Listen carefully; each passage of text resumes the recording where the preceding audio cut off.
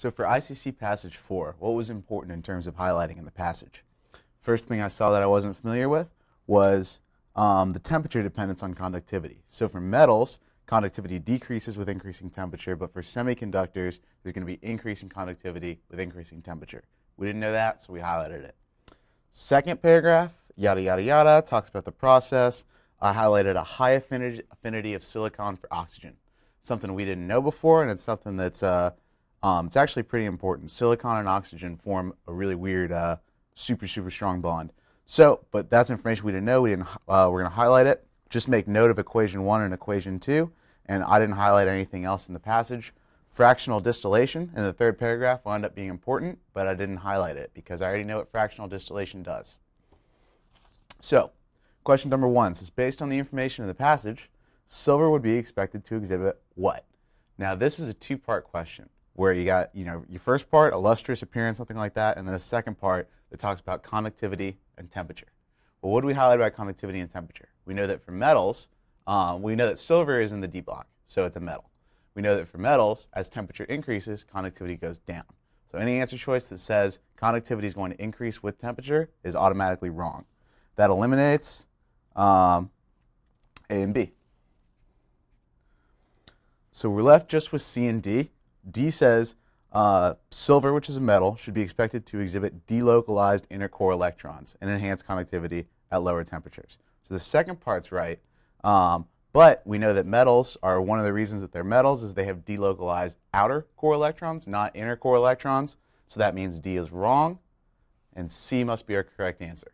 So this question is an example of where you can use process of elimination to come to the right answer, even when the right answer has a term that we might not be familiar with, like ductility. Question 2.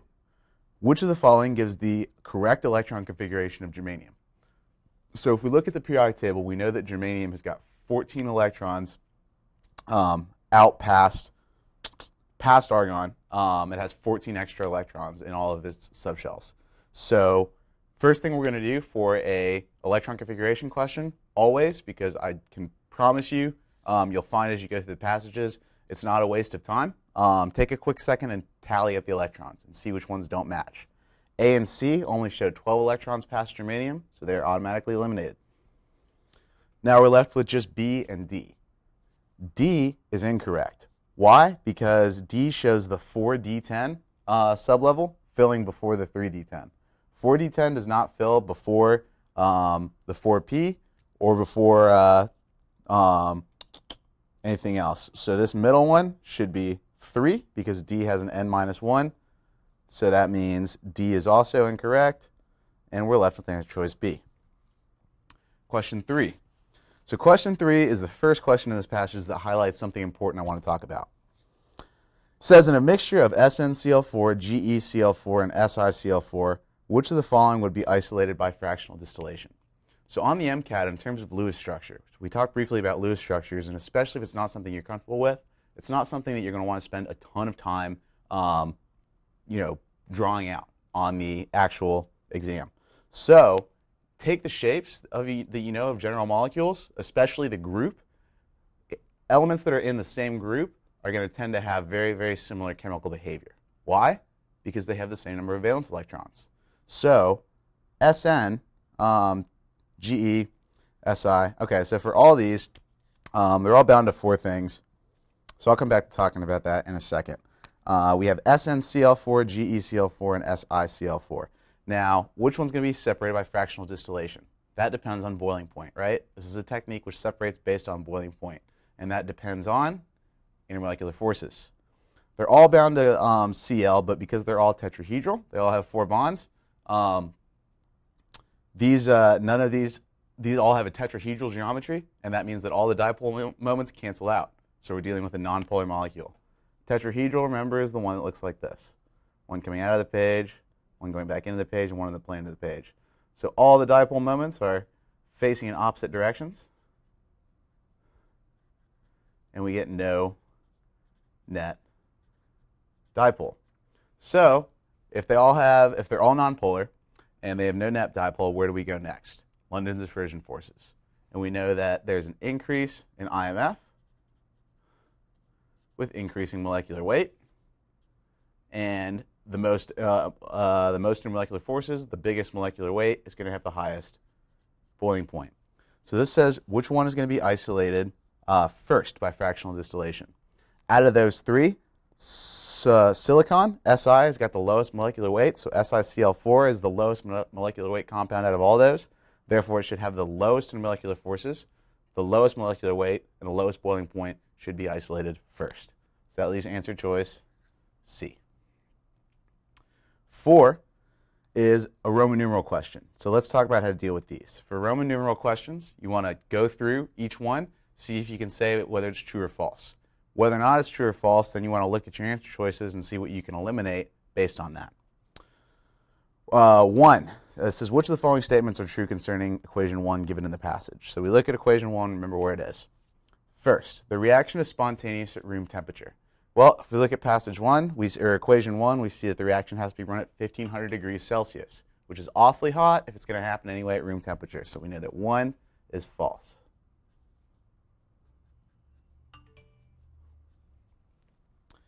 Roman numeral number 2 says the silicon-containing starting material has got a bent molecular geometry. So one of the things I want to talk about is things that are in the same group are going to have the same behavior because they have the same number of valence electrons. So Si is right beneath carbon in the periodic table, which means they're going to behave very similarly. So SiO2, the silicon-containing starting material, which is SiO2, it's the one with the high affinity for oxygen, has got a bent molecular geometry. So bent, we know, is what looks like water. But this would be most analogous to what? CO2. So we can imagine it as looking just like CO2 does and quickly draw our Lewis structure. When we do that, we know that that's a linear shape. That's not a bent geometry, so 2 is also false. Let's take a look at our answer choices at this point. Can't be 1, can't be D, and it can't be C. So that leaves us only with answer choice B.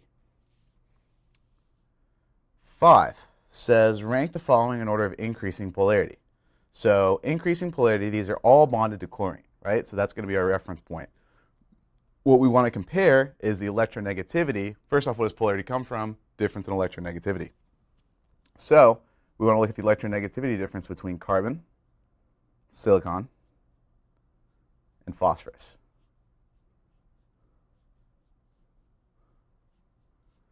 We know that electronegativity increases going this way, so that makes silicon the least electronegative.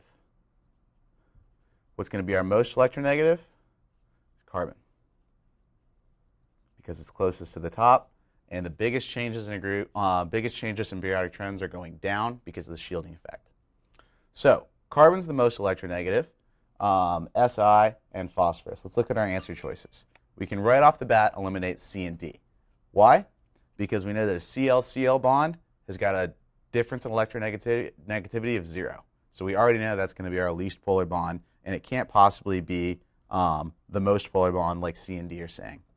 Between A and B, we have that one ranked as last, so we can check them out. Between CCl, CP, and CSI, the least electronegative thing is going to have the biggest difference with chlorine. So it ought to go in the order of ClCl being the least, greater than carbon is the most electronegative, therefore it'll have the least difference in polarity with chlorine. Then CCl, followed by CP, followed by CCl, CLP, Cl, silicon. That gives us answer choice A. 6 is a limiting reactant question. So this is just pure stoichiometry. The reaction in equation 2 is run with 5.1 kilograms of SiCl4 and 140 grams of hydrogen gas. What's the maximum amount of solid silicon that can be formed by the reaction? So how much we got? We have information about both of the starting materials, which, considering what we can do with stoichiometry, that's a lot of extra information, right? So that should seem suspicious to us, and it is because it's the limiting reagent. So we have 5,100 grams of SiCl4 at a molar mass of 170 grams per mole, which gives us 30 moles of SiCl4. We have 140 grams of H2. There's 2 grams for every mole of H2, and that gives us 70 grams of H2. So if we look at the reaction, we see that 2 moles of H2 are required to react with every 1 mole of SiCl4. So now that we look at this, we see that this 30 moles of SiCl4 is going to require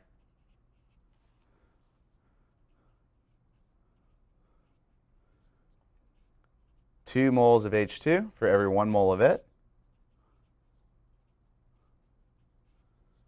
So that one needs 60 moles. Oops, sorry, that should be moles. 60 moles of H2 are required. So we have more than enough, and H2 is going to be in excess. So the question asked how many grams of solid silicon can be formed by the reaction. So there's 1 mole of Si silicon formed for every 1 mole of SiCl4. If we got 30 moles of SiCl4, that's going to give us 30 moles of solid silicon at a molecular weight of 28.1 grams Si per mole. Going to give us approximately 840 grams. Answer choice,